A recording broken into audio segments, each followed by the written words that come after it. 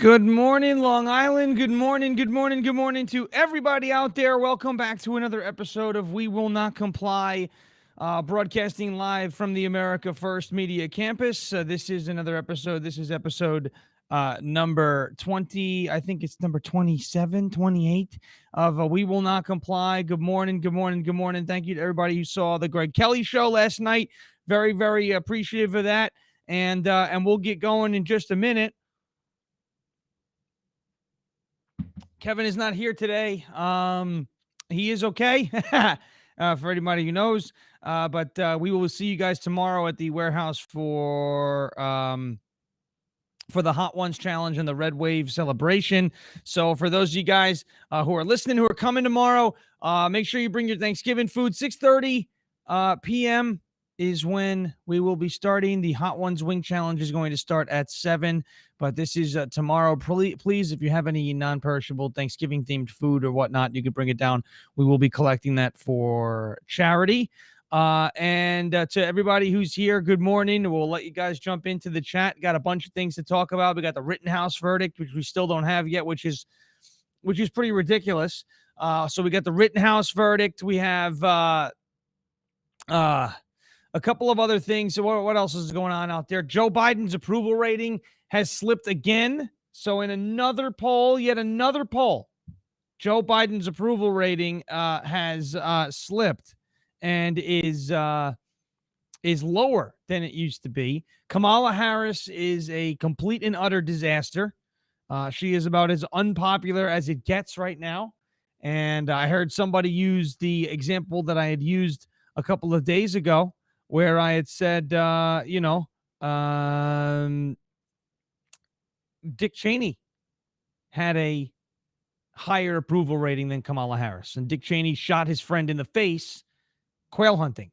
So very, very tough to have a lower approval rating than Kamala Harris. She is one of the, I believe it was over the last 50 years, Kamala Harris is the least popular vice president in the last 50 years, believe it or not. So Kamala Harris, one of the, unfortunately, for our country anyway, one of the least likable vice presidents in the history of our country. They think 81 million people voted for this.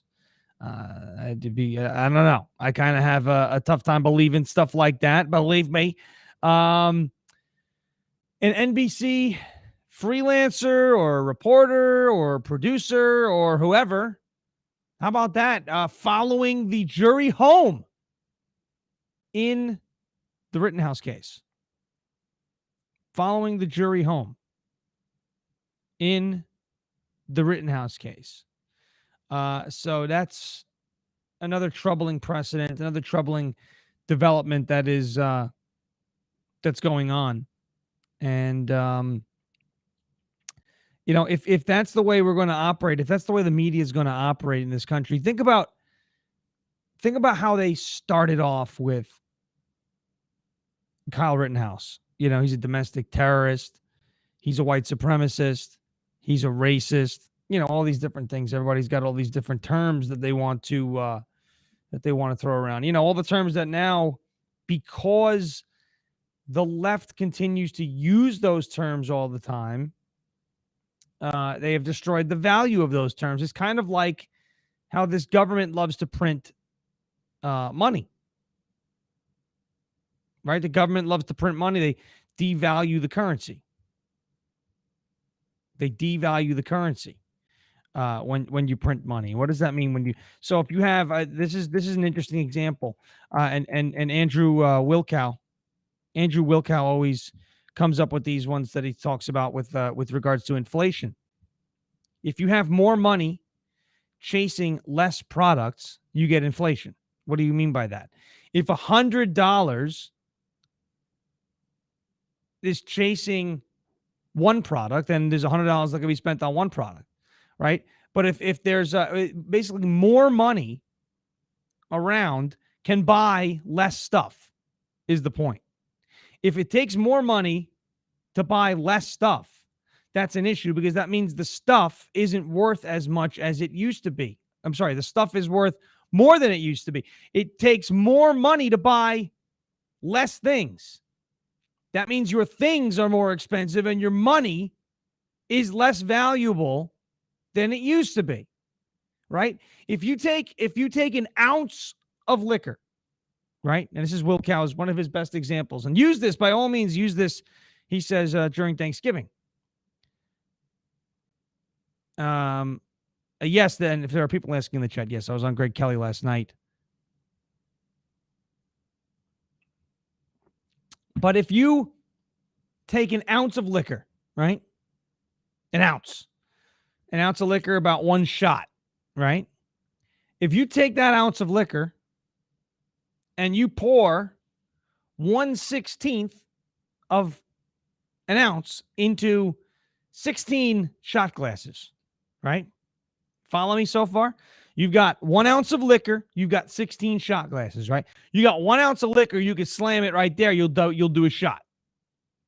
You got 1 ounce of liquor divided up among 16 shot glasses, and you pour the rest of it in with water. Do you have 16 shots? No. No. You don't have 16 shots. You have one shot divided 16 ways, diluted, and therefore the value, the effectiveness of what's in that shot glass is not going to be the same as if it was all liquor, right? You're going to need to drink 16 of those diluted shots to get the effect of one shot. That's inflation. And we have right now an issue where inflation is out of control. Out of control. And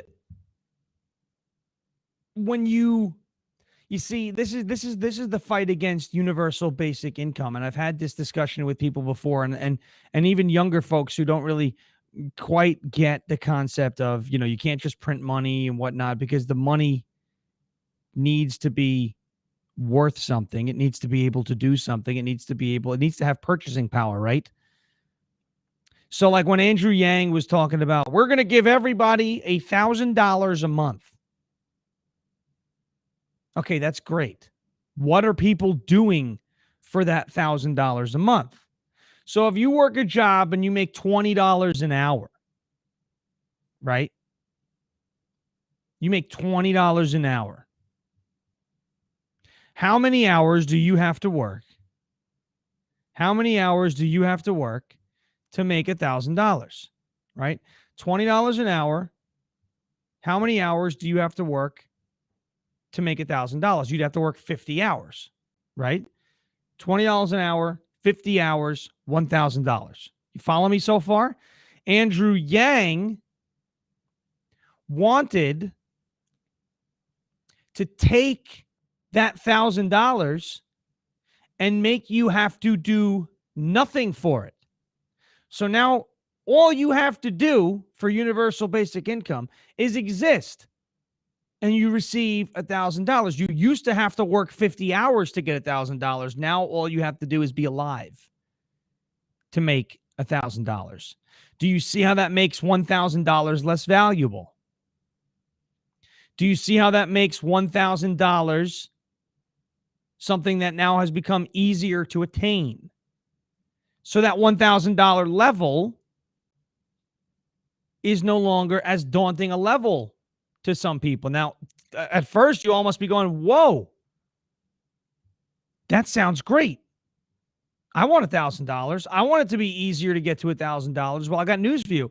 If it's easier for you to get to $1,000, just you, because of a situation you may have found yourself in, a new job, maybe you're working harder, maybe you've gotten a promotion, you've gotten a raise, you hit some commissions, you hit some bonuses, that's okay. If it's easier for you through your own efforts and your own achievements, and you are now receiving and enjoying the fruits of your labor, that's a different story. But when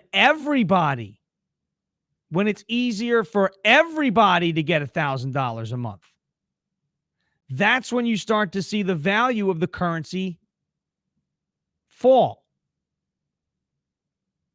And do you think you're going to keep the $1,000 a month? You see, if you've got a cell phone provider, let's say your cell phone provider is Verizon or T-Mobile or AT&T, whoever it might be, right? Patriot Mobile, maybe. Whoever. Boost, Metro, whatever it is, right? Cricket. Let's say that's your cell phone carrier. Let's say you've got Altice, Optimum, or Comcast someplace else in the country for your cable. Your cable, your internet, your home phone, if there is one. I don't know who still uses a home phone anymore. You got car insurance. You got your homeowner's insurance, your cell phones, your cable, your Netflix, Hulu, all your streaming stuff. Do you think if those companies know that you are getting a free $1,000 every month? So every American is starting out by making $12K. You understand what I'm saying? And these companies know that. Verizon knows, T-Mobile knows, AT&T knows, Comcast knows, Cablevision or Altice knows, Verizon Fios knows. What do you think they're going to do, knowing that you have an extra $1,000 in your pocket and your neighbors got it and all these people got it? What do you think they're going to do? You think they're going to continue to charge you the same amount of money? If I was AT&T and I knew that every single one of my subscribers was making an extra $1,000 a month, an extra $12,000 a year, me, AT&T, I want it. Stop and Shop, you know what I'm saying? These supermarkets, I want it. I want a piece of that extra $12K. I want it. If I'm Comcast or Cablevision, Altice, Verizon, Fios, whoever it is, Spectrum, whoever the hell you are, I want it. An extra part of that extra $12,000 a month. And so what they will do is raise the prices. You've got more money. I want more money. I'm going to raise the price. So now your T-Mobile, which used to be $180 a month, is now $220 a month. And your cable, internet, and home phone, which used to be $230 a month, is now $250 a month. And now your insurance, your car insurance, and your homeowner's insurance have ticked up because those companies know you've got a free $12,000 laying around. And your utilities have ticked up because those companies know that you've got an extra $12,000 laying around. And the price of gas and the price of beef and the price of pork and the price of everything in the supermarkets, they're all going up. Why? Because all those companies who are trying to make money by selling their products know that you've got more money to spend by default. And so they can raise prices across the board. Inflation. Hello. And now you go look at a supermarket today. You go look at a gas pump today. You go look at all of your services and whatnot today, and everything. Prices everywhere are on the rise. And that is no way to stimulate any type of economic growth that's sustainable. You may have more money now. People may have more money now. You know, you're being paid to stay home. People were being paid more to stay home than they were being paid to work. Well, who in their right mind, other than, morally upstanding people, would go to work if you're getting paid to stay home and do nothing? The problem is, again, it decreases the value of the money. It decreases the value of the dollar, of the currency. And so if the value of the currency goes down, it will take more of the currency to buy everyday things. You ready for it to cost $9 to buy an apple in the supermarket? You ready for it to I mean, we're not at this point yet, but if it continues to go down this path, you know what they were doing in countries like Venezuela, loading up shopping carts with cash to buy a loaf of bread.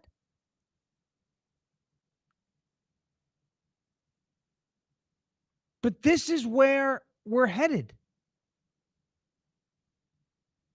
And so anybody, well, $1,000 a month, that would be great for most Americans. Well, but would it? You're not keeping that $1,000 a month.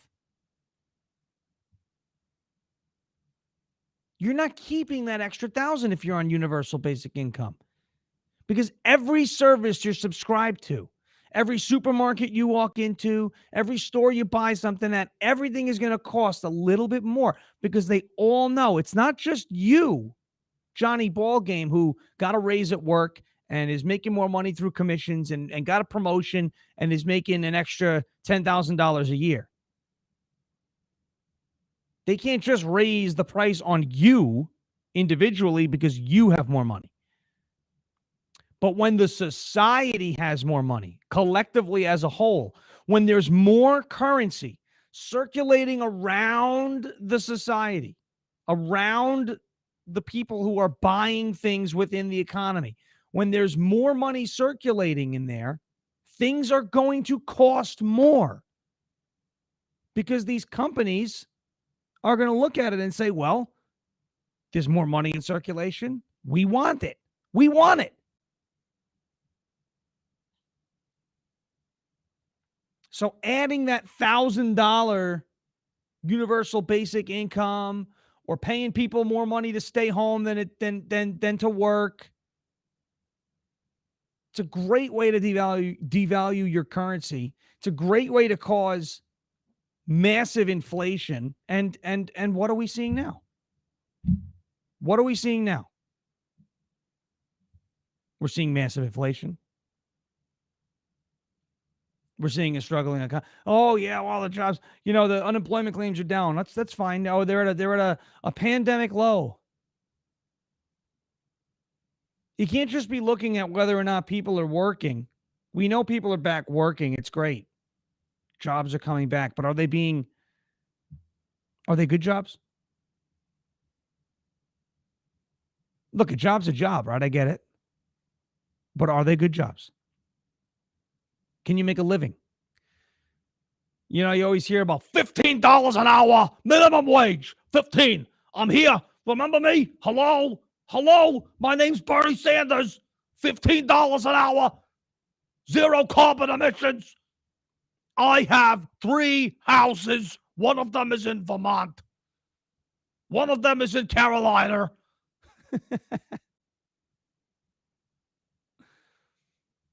Bernie Sanders, see, he doesn't care about this stuff. Nancy Pelosi couldn't care less. She's going to go back to her house in her gated community. I thought gates and walls were racist. I guess not if your name's Nancy Pelosi.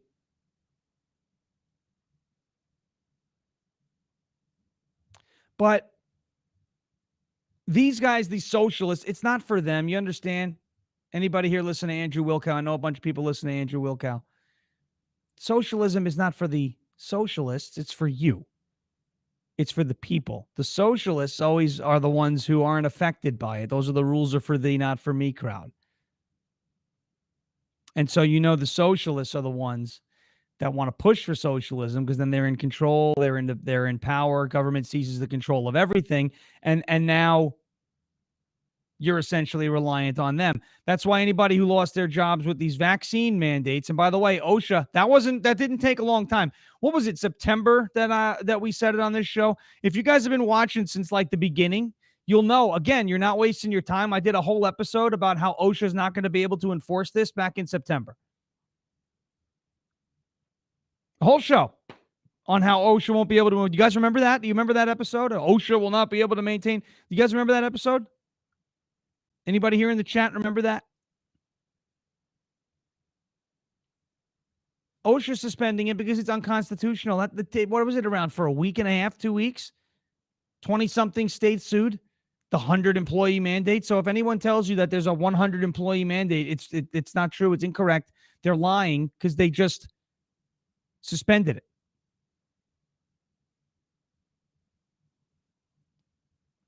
So OSHA's not doing that. Now you're dealing with a country that is so polarized over bodily autonomy, body sovereignty, And I am not a person who's going to stand out there and yell, my body, my choice. Because if there's anything the left wants to do, it's to get conservatives like me and you saying that. That's I call that speech warfare. I won't use their terms all the time. I like to use some of the things that they say against them, but I will not run around screaming, my body, my choice. I won't do that because that's what the left ultimately wants. They, oh, look at this. Look at this trick we got now. We have conservatives running around yelling, my body, my choice. We've created an entire pack of pro-choice conservatives. Now, I'm not necessarily a pro-choice. I am an anti-force. Check this out, by the way. Can you guys hear this if I do this? Ready for this? Let me see. Do you hear this? There is now an echo. Do you hear that? Did everybody hear that echo? I just want to know if you guys heard that because I can use some effects now. I mean, I could even do like Trump talking at a rally. You guys hear this? Like, how exactly are we supposed to do it? What is going on in our great country when you think about it? What's happening? Did you guys hear that echo? You didn't hear it? Some people heard it, some people didn't hear it. You guys didn't hear it? Nobody heard the echo. Wow. You didn't hear like the reverb? What are you talking, man? I thought you would hear that. All right. So nobody heard that echo. That's upsetting. That's upsetting. Last night we had something on Long Island called, and I was very confused as to what this was up until, so they said barely. All right, let's try this. Do you hear it now? Whoa. How about this echo? It's fantastic. You have a reverb. Some people are talking about the fact that they heard it. Okay. Yeah. Well, I have this board does some. There you go. I upped it a little bit. Okay. Yeah, that kind of sounds like Trump speaking in front of a crowd. There you go. All right. Everyone's saying yes. I love it. Last night was something here on Long Island called the Operation Shoe Drop. And I was very confused as to what this was at first. I didn't understand it. But it looked really great last night. And kudos to anybody who took part in that Operation Shoe Drop. All of the pairs of shoes that were left outside of schools across districts on Long Island last night to protest the vaccine mandate. It looked great. There were some great photos that were taken. It's a shame, I mean, obviously you can't dirty up the school and leave them there for operations the next day. It's just a shame it happened at night, but it was a lot of great pictures. It looked like Rocky Point had a very long line of shoes. I think there was something around 820 pairs of shoes at the Rocky Point in the Rocky Point School District at their particular demonstration. So a great job by Rocky Point coming out and the parents fighting. West Babylon had a good turnout with the shoes last night. I saw that. So it looked like Operation Shoe Drop pretty much went off pretty well, and now they're donating those shoes to I assume a charity. But Rocky Point was wild. Rocky Point was wild, and it's exciting. Lindenhurst, there was some good stuff. So good job by those of you who did Operation Shoe Drop last night, because that sent a nice message. And obviously, as you know, now you guys, Operation Shoe Drop, you have been more vocal than state party leadership about the vaccine bill, which is getting me increasingly upset. Where are our representatives at the state level with this vaccine bill? I just don't know. I don't get it. I don't understand. I don't understand where the resistance is or where it isn't at this point. But if they're going to sit there and force this thing through the assembly, maybe we're going to have to do more shoe drops and stuff. I mean, that means we're going to have to put a lot of shoes, but it's not good. Every school district though on Long Island, or most of them, from what I understand, had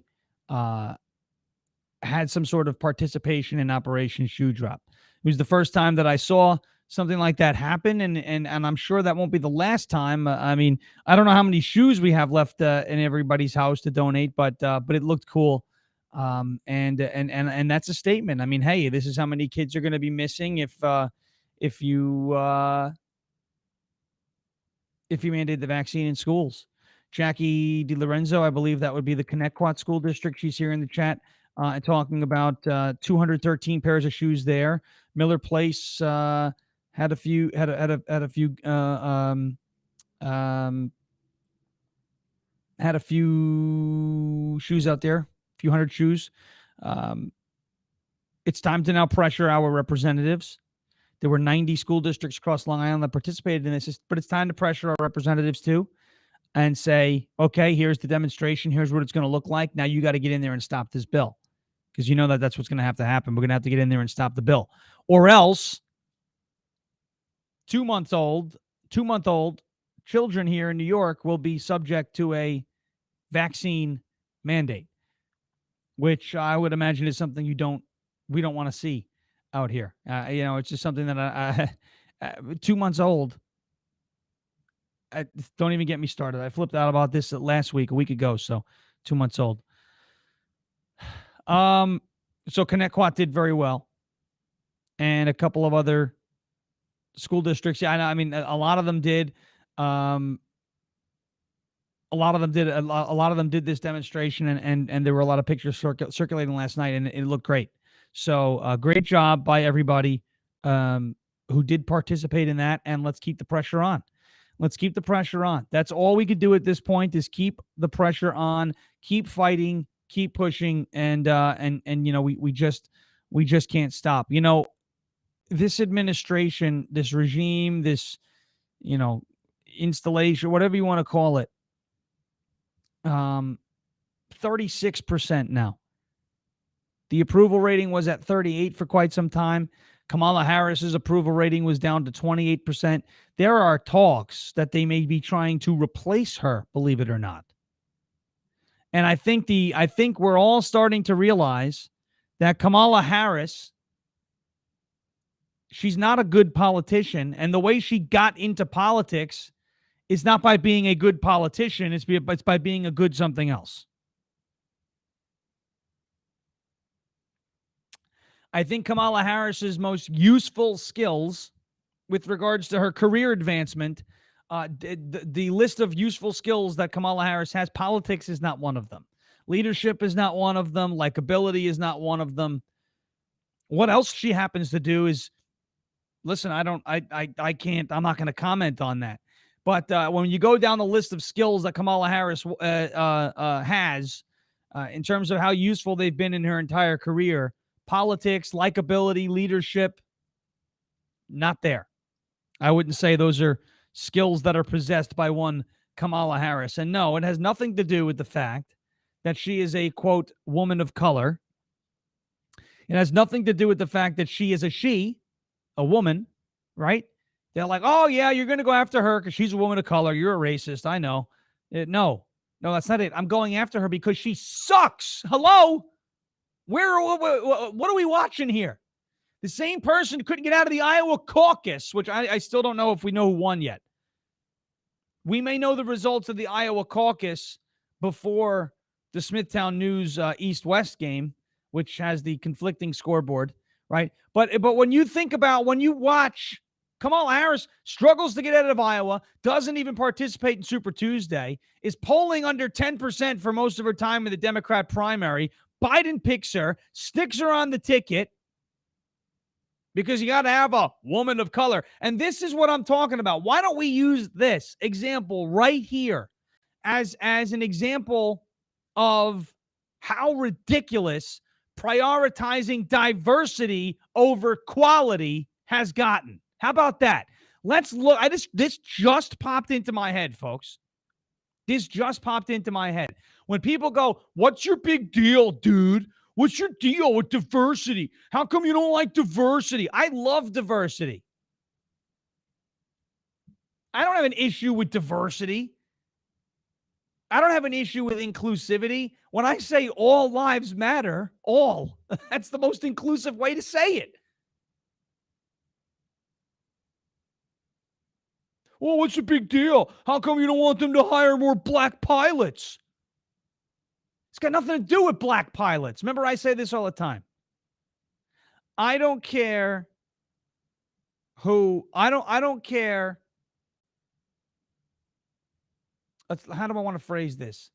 I don't care what color skin my pilot has. I don't care if he's a black pilot, a white pilot, a yellow pilot, a purple pilot, a green pilot. I don't care what color skin. I want him to be a good pilot. We don't necessarily have to hire more diverse teachers. Does it look better? Sure. Looks better in the world of statistics. I want to hire better teachers. Speaking of teachers, the Middle Country Civic Association meeting I heard got intense, and I hope you guys enjoyed yourselves there and saw what was being presented, because there's some troubling things going on in the schools.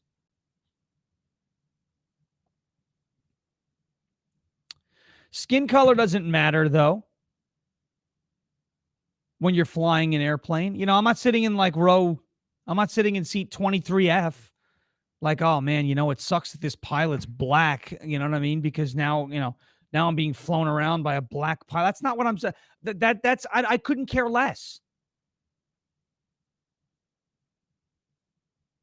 So look at the Biden administration, or as Ron DeSantis calls it, the Brandon administration. Did you see him sign? He had the press conference yesterday in Brandon, Florida. Guy's a savage. Ron DeSavage is his new name. Ron DeSavage. So Ron DeSavage, with the Brandon, Florida thing, and I think we sent the shirt down to Brandon, Florida too. I can't believe there is a Brandon, Florida, but that's amazing. We sent the shirt down there, I'm pretty sure, to Brandon, Florida, which is awesome. But a Let's Go Brandon shirt.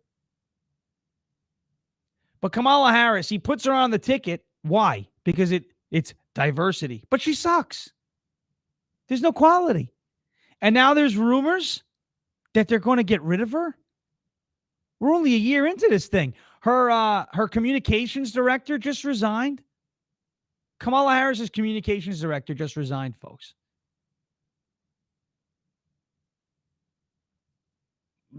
I don't know what it means. Maybe the communications director realized she sucks. But take a look at that. That was a diversity move, not a quality move. And look at the state of the country. Has nothing to do with anybody's race. Has everything to do with the fact that we have prioritized color over quality. Don't you understand how that could present a problem? Don't you understand how that can make people lose faith in their leadership?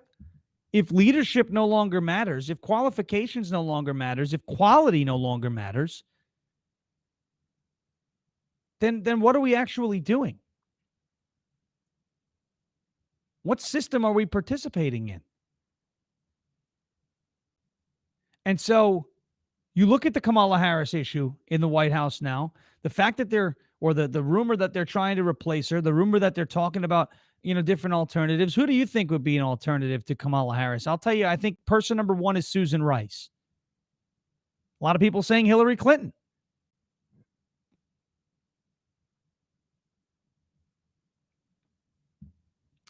Now, this I disagree with here in the chat, where we have somebody saying that our votes don't matter. There was a couple of those things, and I think we could shut that down. And you know how upset I get over this. Our votes absolutely matter. I want you guys, if your vote doesn't matter, to come tell everybody who voted on Long Island and made the Long Island Red Wave happen this year on Election Day. I want you to tell them that their votes don't matter.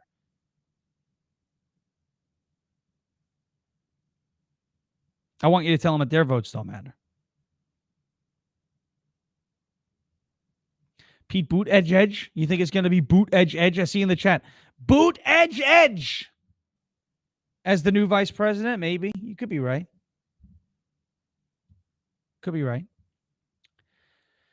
But this is interesting as we're talking about potentially replacing the vice president. We're not even a year into it. We're not even a year since January 20th.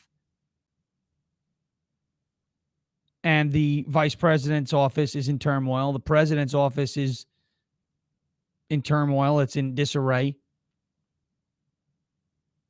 Jen Psaki is circling back more than she's ever circled back before. And you have the media. So 36% approval. And the media is covering for this guy. And this is a Quinnipiac poll. The president's approval rating stands at 36%, with disapproval at 53% in a new Quinnipiac University national poll. That is the president's lowest level of public support in Quinnipiac polling since taking over the White House in January. Biden's approval edged down a point, and his disapproval ticked up a point from Quinnipiac's October survey.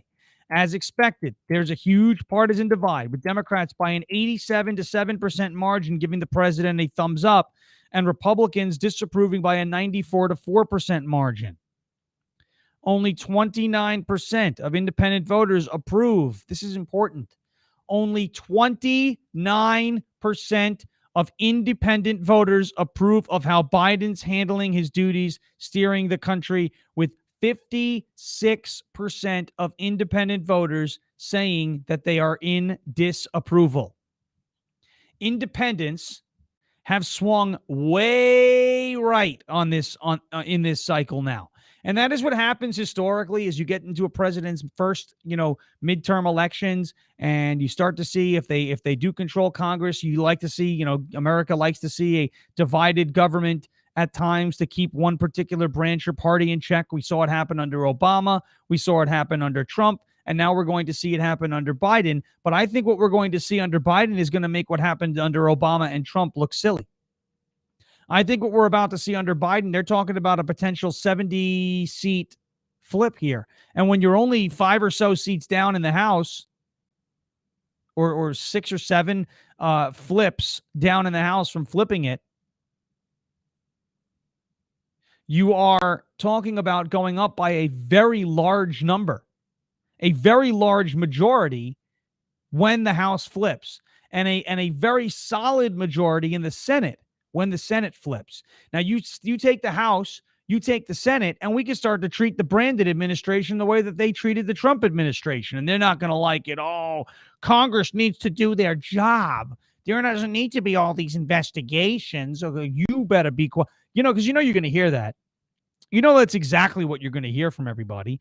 Oh, you're not supposed to be doing all these investigations. You're supposed to be passing laws. Supposed to be passing laws. When you're going to pass a law up to the executive branch, you go, come on, man, I got no idea what I'm signing. We're going to build back better. I wrote the bill.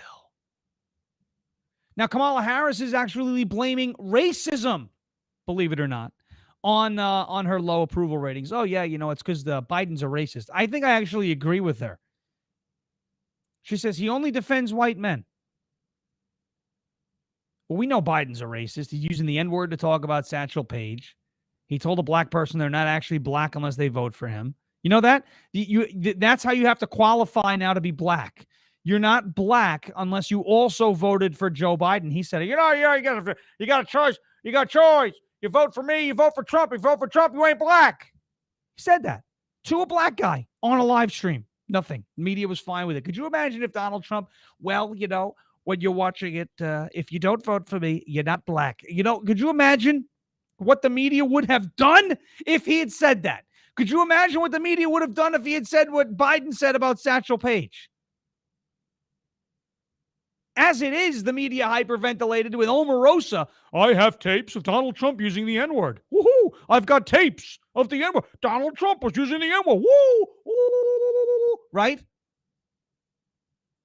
Where are those tapes? They went wild over the speculation that there might be a tape where he might have said something. Joe Biden literally said it. Literally. Folks, he literally said it. He literally said it. You're a wizard, Harry. I don't know where that came from. But bloody hell, he literally said it. He actually said the N-word when he talked about Satchel. Well, and I'm not saying he said Negro leagues. That's a term. Jackie Robinson played in the Negro leagues. It was a baseball thing when baseball was segregated. He called Satchel Paige a N-word, not the really bad N-word, but he said Negro. In what world is that acceptable? Well, it's just the terminology of his of the time he was brought up in. Oh, really? So that's allowed there, but really?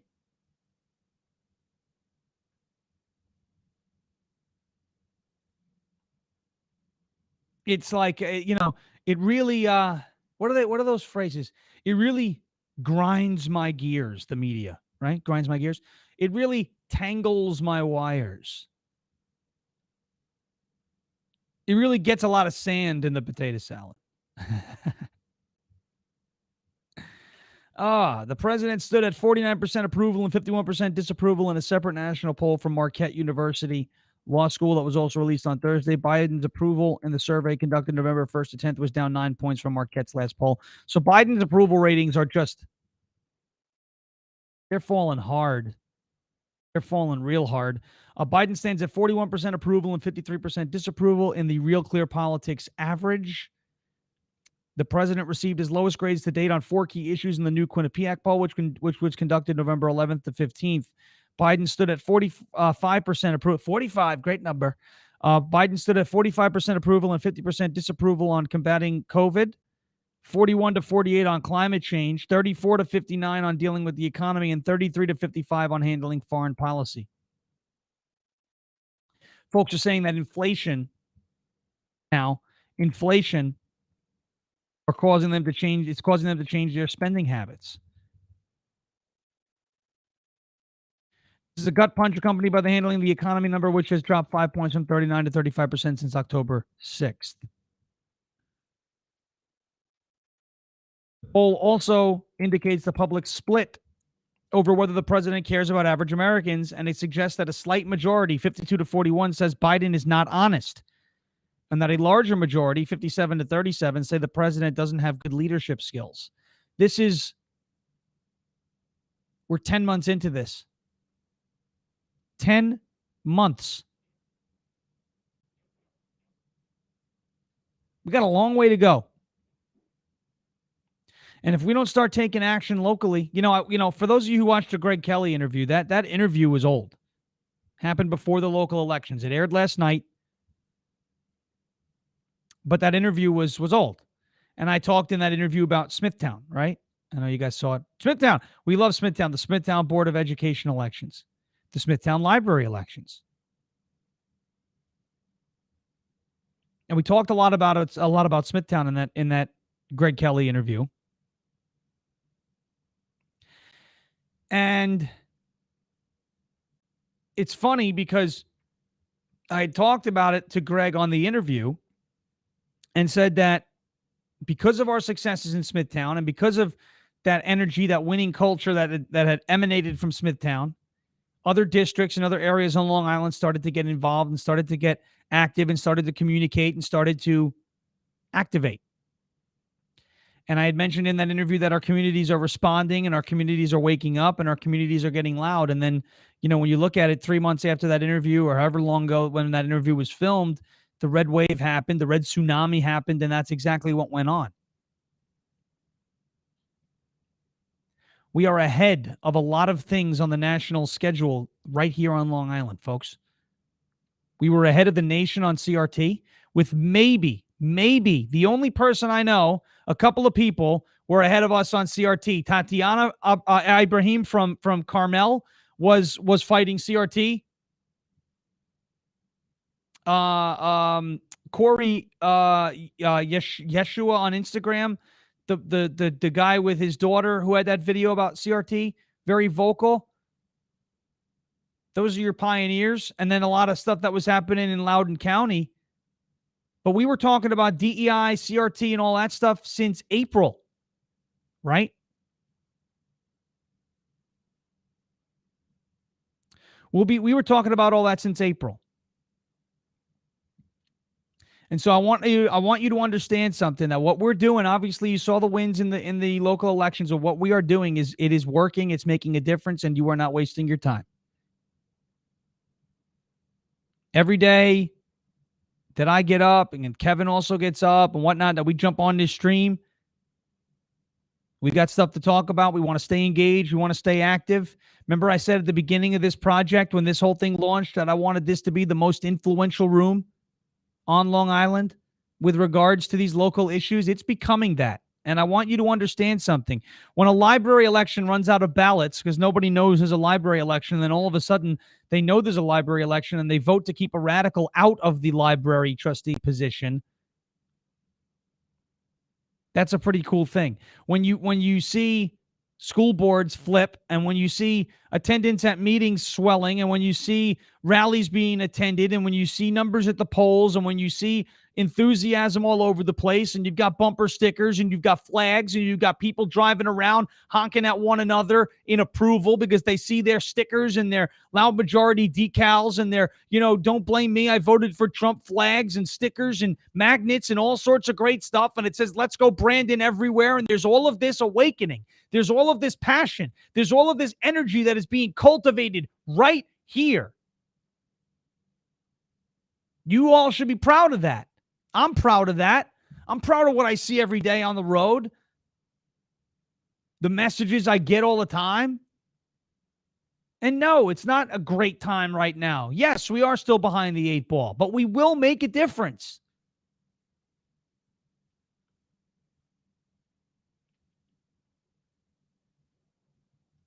We will do in New York in 2022 what they did in Virginia this year, except we're going to elect a better candidate. I don't have any, I don't know about Glenn Youngkin, but we're going to elect Lee Zeldin. Lee Zeldin's amazing. He's our guy. Now, one thing that I want to bring up, because we have the Rittenhouse verdict, and I don't have any inside information on this verdict. And obviously, if I was on that jury, I would be saying not guilty on all counts, self-defense, clearly. Okay. Being chased around, hit with a skateboard, people saying, I'm going to kill you. If you're running around chasing somebody, screaming, I'm going to kill you, it's probably, or F you or whatnot, probably not your friend, maybe. I think we get a verdict today. I don't think the jury wants to go into the weekend without a verdict. I think we'll get one today. And if and when we do, and the rioters go crazy in Kenosha, I know that there are events that are supposed to take place in New York City this weekend. And by all means, go and attend them and be peaceful. Just know that if and when Kyle Rittenhouse is found not guilty, if and when this trial is dismissed as a mistrial with prejudice or without prejudice or whatever, and the riots start happening in these major cities, just if you're going to do something in a major city this weekend, if you're rallying or if you're just going for tourism or whatever, please, please, please be safe. The fact that this is drawn out so far, the fact that the media has now had almost a week plus to craft stories and to attack the legitimacy of this trial, to give people a reason to riot where there isn't actually a reason to riot. The fact that this has been able to fester for so long, it just, to me, makes what's about to happen in cities like Kenosha and New York City and Minneapolis and Chicago and Detroit and Oakland and Los Angeles and San Francisco and all these cities across the country, it's going to make it worse. And of course, you heard yesterday when we heard that NBC was banned from the courtroom, that, it's censorship. You can't do that. It's censorship. It's censorship, really. Where the hell are you with all these accounts that are getting shut off on Twitter? Where the hell are you in terms of censorship with what the FBI is doing to Project Veritas? Where the hell are you? Where are you? You want to talk about censorship? Hunter Biden's laptop before the election. It was Russian disinformation. Completely legit story. Completely legit story. Now you want to talk to me about censorship because hack MSNBC can't get into the courtroom? Oh, they're not just being banned from the courtroom for no reason. They're being banned from this case because an NBC producer reportedly instructed one of their freelancers to follow the jury bus home from the courthouse to photograph the jury or to just put eyes on the jury. Oh, no. This person wasn't doing that. No, really? Why were they running red lights behind the bus?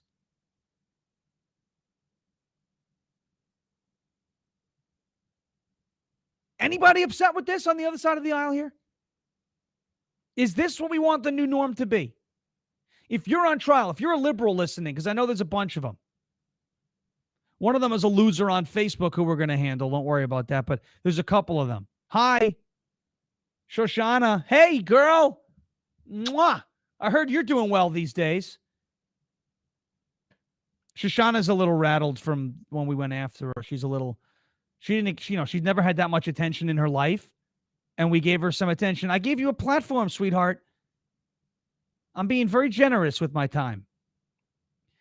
But she's a little unnerved right now, I guess, because, that's what happens when you're a racist and you get exposed. It's okay, Shoshana, you're a communist, and I get it. It's perfectly fine. But you look at it, is this what you want? You're on trial for a crime you didn't commit. Do you want the media, because they painted you a certain way, a domestic terrorist, a white supremacist, a racist, a murderer? They're now trying to get themselves to be right. They're trying to prove themselves right by intimidating the jury into their verdict so the media can go, see, Kyle Rittenhouse guilty of murder. That's all that plan's about. That's all it is. You know that. That's all it is.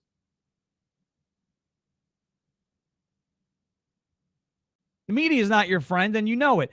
So an NBC producer had issued instructions. Hey, go follow the jury bus. Go follow the jury bus. The identification of NBC booking producer Irene Minju Bion on Thursday as the person who instructed an independent journalist affiliated with MSNBC to follow the jury bus in the Rittenhouse case. This woman, Bion, has deleted both her Twitter and LinkedIn accounts. She nuked them.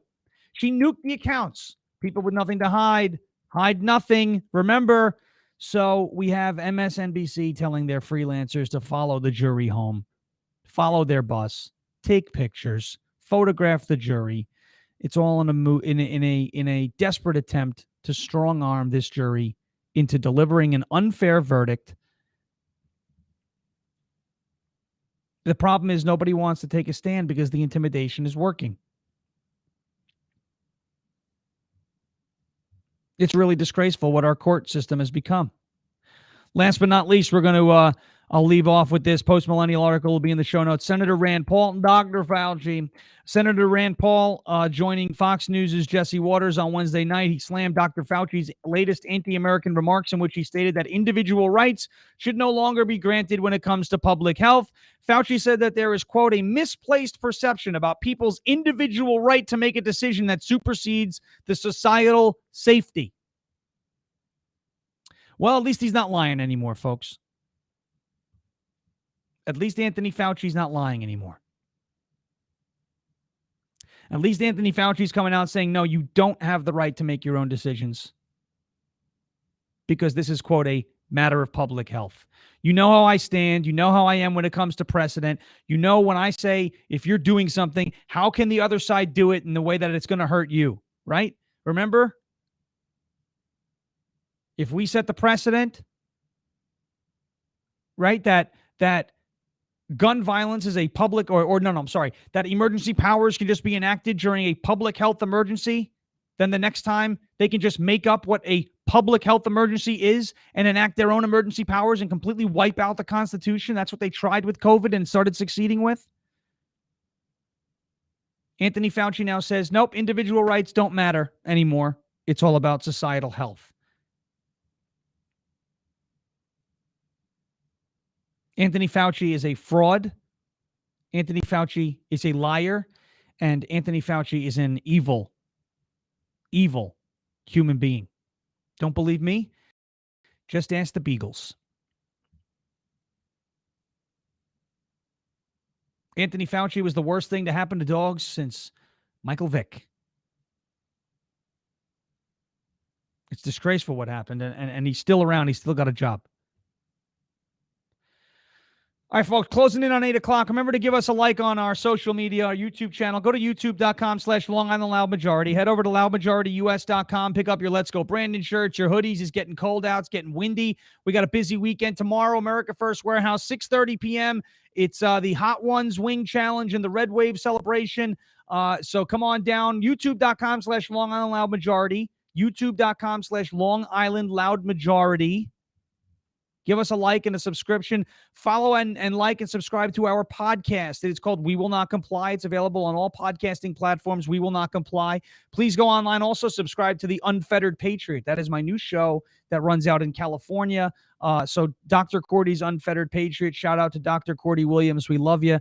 And hopefully we get to see you soon. If you come out to New York over the holiday season, be sure to give me a shout. So go ahead and go give us some love over there. For those of you who are watching the video now, please mash that share button. Share it with all your friends. Post it in all your groups. Post it on your personal page and let everybody know that we are the most fun and most popular morning stream here on Long Island. And we look to continue making it a difference with everybody here.